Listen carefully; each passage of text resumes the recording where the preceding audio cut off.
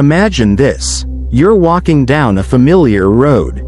The sun is out, the path is clear, and you feel steady, strong, in control. But beneath the surface, unseen, unheard, something begins to shift. Not a landslide, not a thunderstorm, but something slower, quieter, something that doesn't announce itself with fury, but rather whispers in shadows. It's the kind of danger that doesn't look like danger at all. These are not weapons forged in iron. They're not shouted threats or sudden blows. They are subtle poisons, silent and scentless. They look like comfort. They sound like kindness. But if you accept them, they do something devastating. They weaken you from within. They rot the foundation of your inner strength. They cloud your clarity. And worst of all, they pull you away from the path of true power. There are 5 things you should never accept from anyone, no matter how sweetly they're offered. No matter how much your ego wants to say yes. Let's begin with the first. 1. Praise. Yes, even praise at first glance. This might sound strange. Isn't praise a good thing? Doesn't it mean someone noticed your hard work, your character, your growth? Sure, it can feel like gold. But gold, too, can be counterfeit, and when you grow addicted to the applause, you become something you were never meant to be, a performer in someone else's theater. Let's be clear, it's not praise itself that poisons you. It's the attachment to it, the dependency, the craving. Once you start living for external validation, you stop living from internal conviction. Imagine a man who builds his identity on applause. Every time he speaks, he watches faces. Every time he acts, he waits for claps. The crowd becomes his mirror. His choices are no longer his own. He's not asking, what is true? He's asking, what will they like? And just like that, he's shackled, golden chains. Maybe, but chains nonetheless. Seneca, the Stoic philosopher, once warned, "What you think of yourself is much more important than what others think of you." That's not just a nice quote. It's a survival skill, because once you surrender your self-worth to the opinions of others, you're at their mercy. And people? They're fickle. Applause fades. Opinions change. Today they love you. Tomorrow they forget you. If their cheers made you, their silence will break you. When you need praise to feel valid, every compliment becomes a dose, and every dose leads to dependence. You need it again, louder, more frequent. You're no longer the source of your own strength. You're just a desperate collector of approval. But there's another way. Picture a person who doesn't wait for recognition. He doesn't decorate his work with, "Look at me." He builds in silence. He moves in shadows. He does the right thing even when no one is watching, and especially when no one is watching. That person? He is free. Not because he's cold, not because he's heartless, but because he doesn't need the world to validate his fire. That person cannot be manipulated by flattery, nor shaken by rejection. He is unbothered, unowned, unshakable. So ask yourself, do you need them to clap before you act? Or are you willing to walk forward in silence, trusting the power that burns quietly within? 2. Permission. The gate that doesn't exist. The second poison often wears a mask of humility. It whispers, wait until they say you're ready. Wait until someone approves. Wait until the stars align. But here's the truth.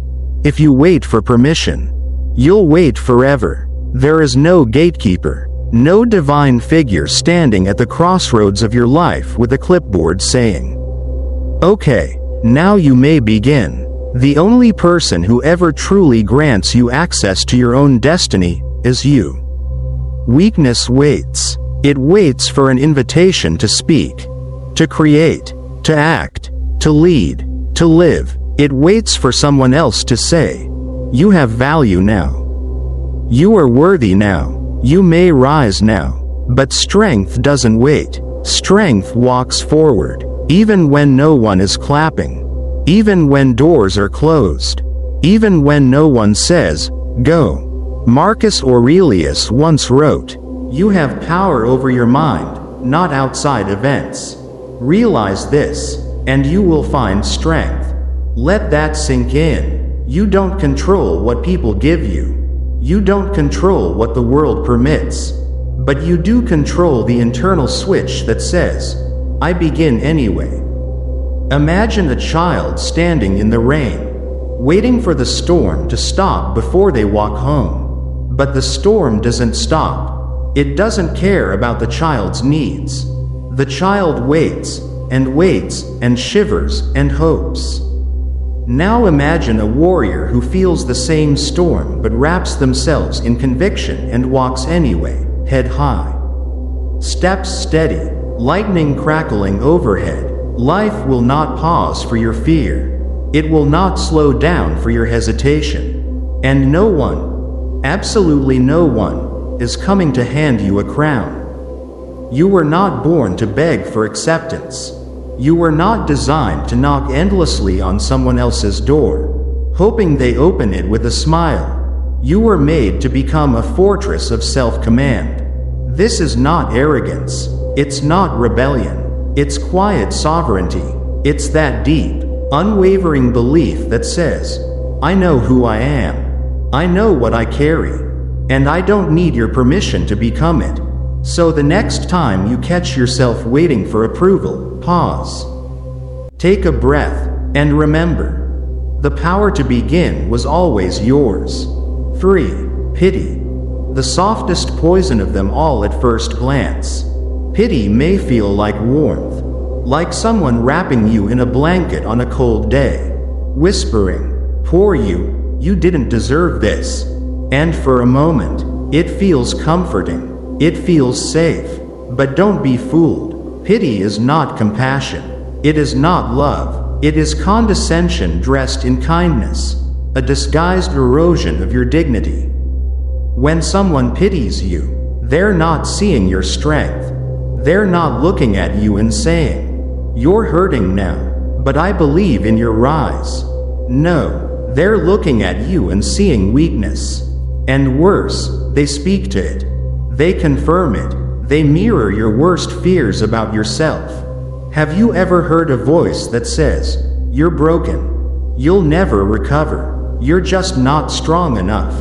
Sometimes, that voice isn't yours. It's the voice of someone who thinks they're helping, but really, they're reinforcing the narrative you're trying to break free from. The danger of pity is not in the words. It's in the agreement. Once you accept it, you begin to believe it. You start to think that maybe you really are fragile. Maybe life is just too much. Maybe you do need someone else to carry you through every hardship. But the Stoics warned against this illusion. They understood something most of the world forgets. We are not to be seen as broken, even when we bleed. Even in moments of despair. Even when the body is trembling or the heart is aching. There is a quiet dignity we must never abandon. Epictetus once said, "It is not things themselves that disturb us, but our opinions about them." The pain itself is not the poison. It's how we frame the pain that determines whether it breaks us or builds us. Pity tells you your suffering is a curse, but a stronger mind sees trials as chisels, tools, not punishments. The hardships you face are carving you.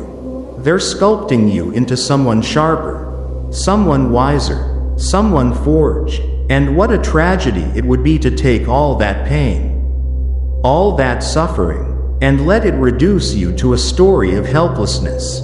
You were not meant to be a victim of life. You were meant to study life, even in its darkest classrooms. Because here's the truth that Stoicism dares to speak aloud. Students of pain can become masters of power. but only if they never kneel to pity. You are not here to be pitied. You are here to be refined. You may bend, you may break, but you will never need pity to survive, because your strength was never borrowed from someone else's comfort. It was born in the furnace of your own suffering. And that is a strength no one can hand to you, and no one can take away. 4. Never receive validation as a necessity. Now we turn to a fourth poison, one that often walks beside praise. Hand in hand, validation, that subtle addiction, that soft craving, that need to be told, you're doing great, and it's not that validation is inherently wrong. Appreciating recognition is human. We all like to be seen. But there's a difference, a critical one, between appreciating recognition and depending on it. The moment we begin to build ourselves on praise, we surrender the blueprint of who we are, and worse, we hand it to someone else. Let's say you're creating something meaningful. You're walking a path that matters. Then one day, people begin to notice. They compliment you. They share your work. They smile and nod. It feels good. It feels like momentum. But slowly, invisibly, a shift occurs. You start wondering, will they like this version of me? You hesitate before you speak. You second guess what you would have said boldly. And when the applause fades, you shrink. Because you didn't just enjoy validation. You needed it. You began tying your worth to the sound of clapping hands.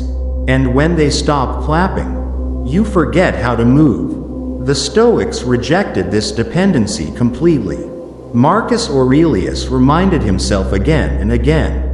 Ambition means tying your well-being to what other people say or do. Sanity means tying it to your own actions.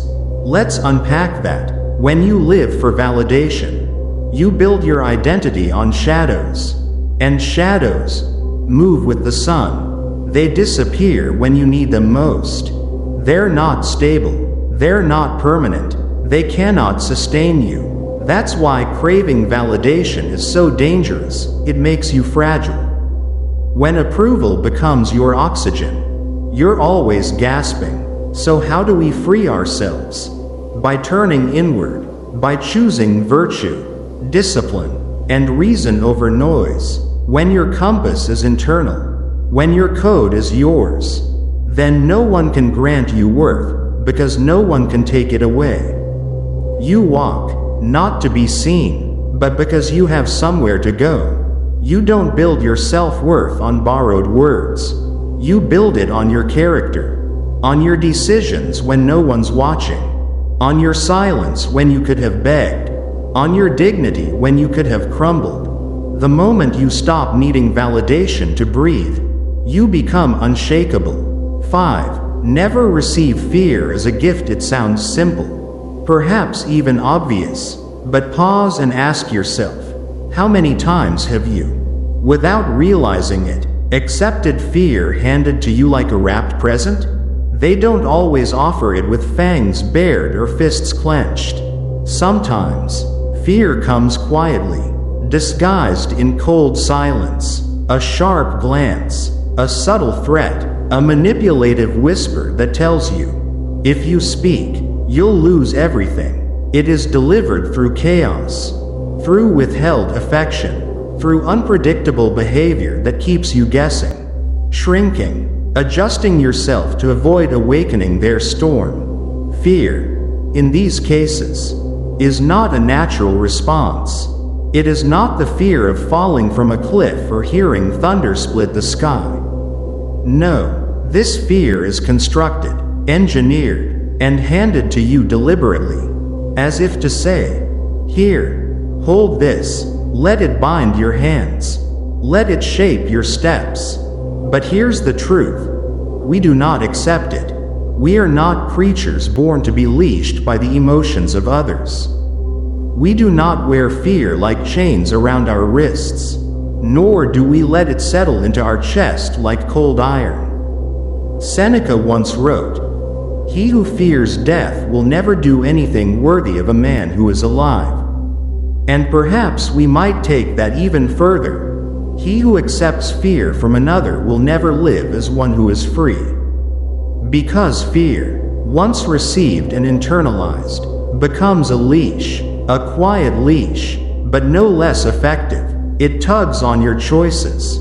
It shapes your tone. It softens your stance. You stop being bold. You stop being you. Think back. Has someone ever made you feel like speaking your truth would end in disaster? That loving freely would lead to punishment? That standing up for yourself meant losing everything? That is not love. That is not respect. That is control. When fear becomes a leash, you walk smaller. Your steps are calculated not by purpose, but by avoidance. You speak only when it's safe. You say yes when your soul is screaming no. You react instead of respond. And slowly, day by day, you forget that you ever had the right to be free in the first place. But fear, when seen, when truly understood, is no longer a leash. It becomes something else. It becomes power. Not the kind of power that crushes or dominates, but the kind that liberates. The kind that makes you brave enough to say, I see what you're doing. And I choose not to shrink. We do not run from fear. We do not flinch at its shadow. We face it. We examine it. We ask, where did you come from? Why are you here? And in doing so, we dissolve it. We burn it. We transform it into fuel. This is not poetic exaggeration. This is survival. This is transformation. Because once you've walked through fear and refused to be defined by it, you become unshakable. So when they try to hand us fear, wrapped in manipulation, silence, anger, we respond not with rage, not with retreat, but with something they cannot control: stillness, reason, an inner calm that cannot be invaded. And here's the truth that unsettles those who seek to control. The one who owns himself cannot be owned by anyone. Let that settle in. You own your choices. You own your mind. You own your reactions. You own your voice. No one gets to take those from you, unless you hand them over. So we walk forward, not louder to prove something, not faster to escape, but deeper, deeper into ourselves, into clarity, into discipline. We sharpen our minds not to fight every battle, but to know which ones are worth standing for. We calm our hearts not to avoid pain, but to move through it without drowning. We hold ourselves, not because no one else will, but because we must first belong to ourselves before we belong anywhere else. And that is power, not the power of dominance, not the power of wealth or applause, but the power of being unmoved, of being free.